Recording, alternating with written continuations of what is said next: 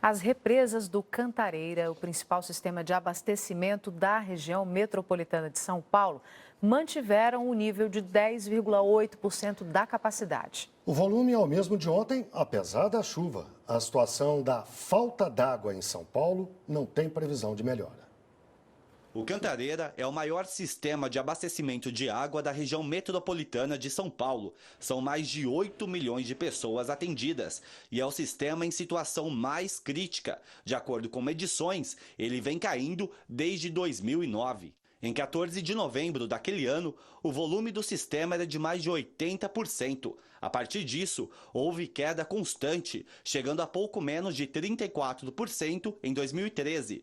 Hoje está com apenas 10,8%, já considerando duas cotas do chamado volume morto, que é a água que fica abaixo do nível de captação das bombas. Com o uso desse volume, foram acrescentados mais de 280 bilhões de litros de água ao sistema. Além do Cantareira, mais 7 sistemas compõem o complexo de abastecimento de água da região metropolitana de São Paulo.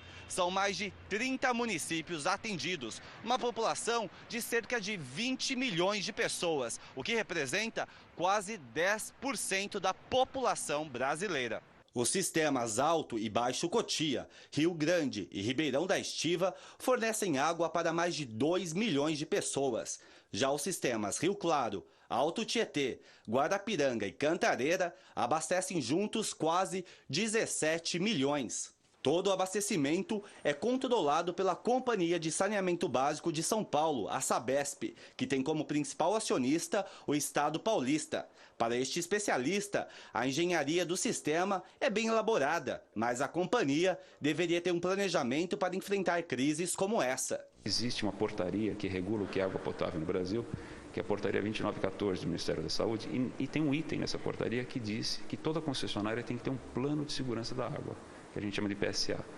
E são poucas concessionárias que tem. E você tem que ter um PSA para cada sistema produtor. Então, São Paulo tem 8 sistemas, ele tem que ter um PSA para cada um. Então, é uma sequência de planos de contingência para quantidade e qualidade que deve imaginar qualquer situação. Para ele, o volume morto não deveria ter sido usado, já que o uso dessa água deve ser feito apenas em crises muito graves. Infelizmente, nessa época de eleições, o pessoal acabou minimizando esses problemas que eram graves. A questão da educação, a questão de ter feito um racionamento antes. Em agosto deste ano, uma comissão parlamentar de inquérito foi instaurada na Câmara Municipal de São Paulo para apurar se a Sabesp cumpre o contrato firmado com a Prefeitura.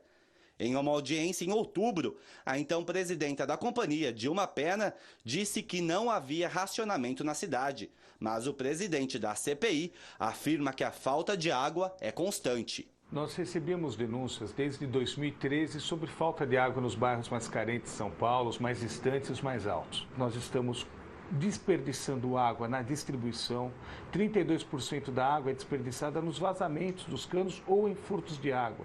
Nós não investimos em novas fontes de captação, ou seja, faltou muito em planejamento. Enquanto isso, a população busca meios de enfrentar o problema.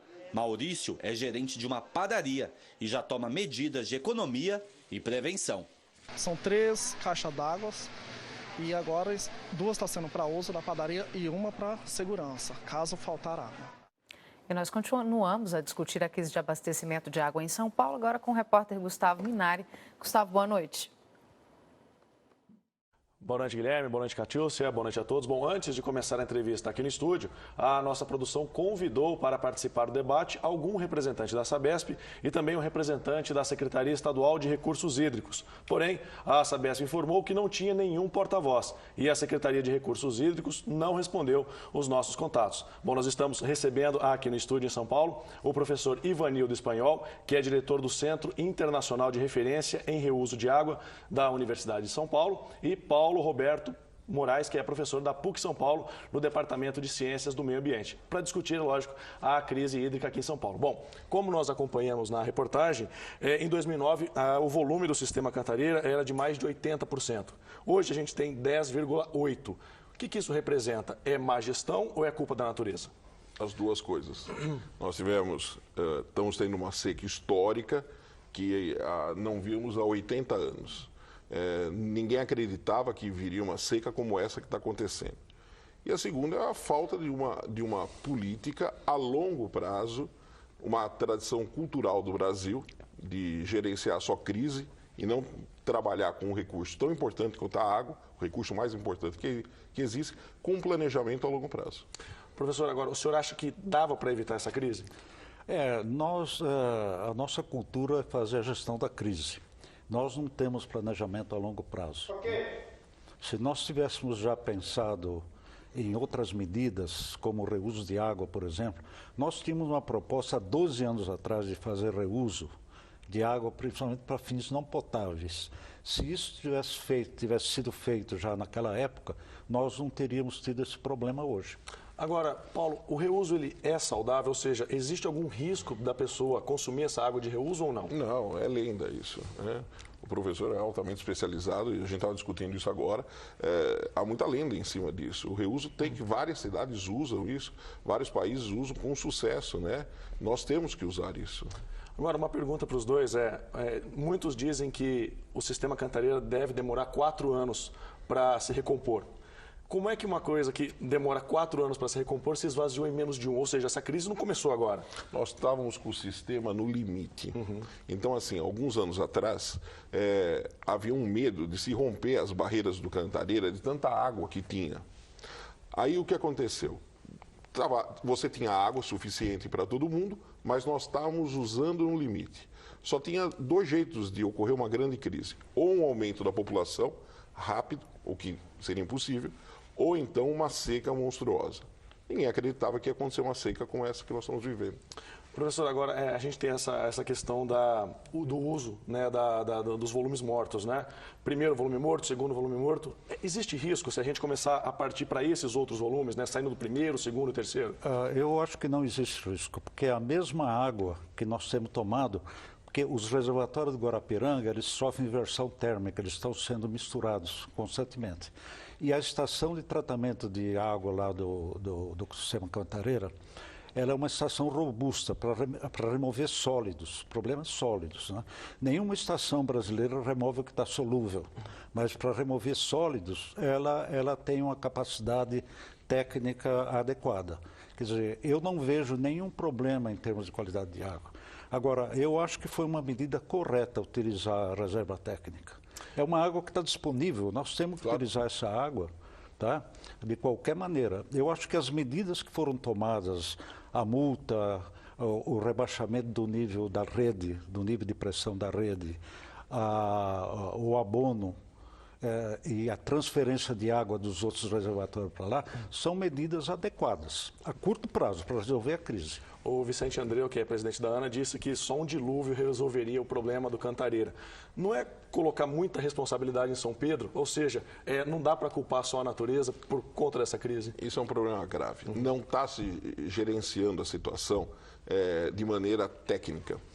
Isso caiu no âmbito político. Então, o discurso dele, a frase dele, para mim, é uma frase infeliz, o que ele disse. Isso precisa ser tratado de uma maneira séria. Né? Então, passou por uma esfera política e uma esfera que está se transferindo das eleições presidenciais agora para o dia a dia. Isso não pode ser tratado assim. Professor Ivanildo, racionamento deveria ter começado antes? Não, eu sou contra o racionamento. Pelo seguinte, quando você tira água de uma determinada linha, o consumo continua. Enquanto tem água, o consumidor vai retirando. O que acontece? Essa linha fica com pressão negativa. Como nós temos redes de 60 anos, com trincas, sem juntas, você aspira a água poluída que está fora. E quando retorna a água, ele traz um problema de saúde pública muito sério. Então, eu não estou de acordo com a proposta do Ministério Público de fazer o rodízio de água, né? Fazer água em determinadas sessões. Eu acho que nós temos que continuar com essas medidas. A medida do abono, por exemplo, já teve um bom resultado. O abaixamento de pressão no sistema de distribuição já deu um resultado favorável, embora com alguns pontos localizados. e a transferência de água para lá já resolveu o problema parcialmente. Mas eu acho que o Cantareira realmente vai demorar pelo menos uns 4, 5 anos para voltar no nível operacional, não no máximo. Muito se fala, né? Não está tendo racionamento, mas a gente acompanha muito. Hoje de manhã eu estive em Itu e lá a situação deu uma amenizada por conta da chuva dos últimos dias, porém a população ainda reclama. Quer dizer, existe um racionamento velado, ou seja, se diz que não está faltando água, mas realmente falta água. Como é que vocês avaliam isso? Faltar água, o racionamento vai comprometer a qualidade de vida. Eu também concordo com o professor. Eu acho que as medidas que foram adotadas foram as medidas técnicas corretas. A última pessoa que tem que ser afetada é a população. Então, nós temos um monte de problema técnico, não é uma coisa tão simples. Quando as pessoas gritaram, não, tem que ter racionamento, o que eles queriam? Simplesmente fechar as torneiras? Isso ia criar um problema técnico gigantesco de saúde pública. Você pode ter rompimento depois dessas redes. Então, o que eu volto a falar, há um discurso político em cima disso. E tem muita gente falando e não sabe o que está falando, tecnicamente. Isso pode causar um problema, né, seríssimo se isso for feito. Né? E qual seria a solução, então? O governo poderia ter antecipado esse problema e essa crise não chegar aonde a gente chegou hoje? Eu acho que poderia, com planejamento. Nós temos, veja o seguinte, o nosso paradigma é de 2.000 anos.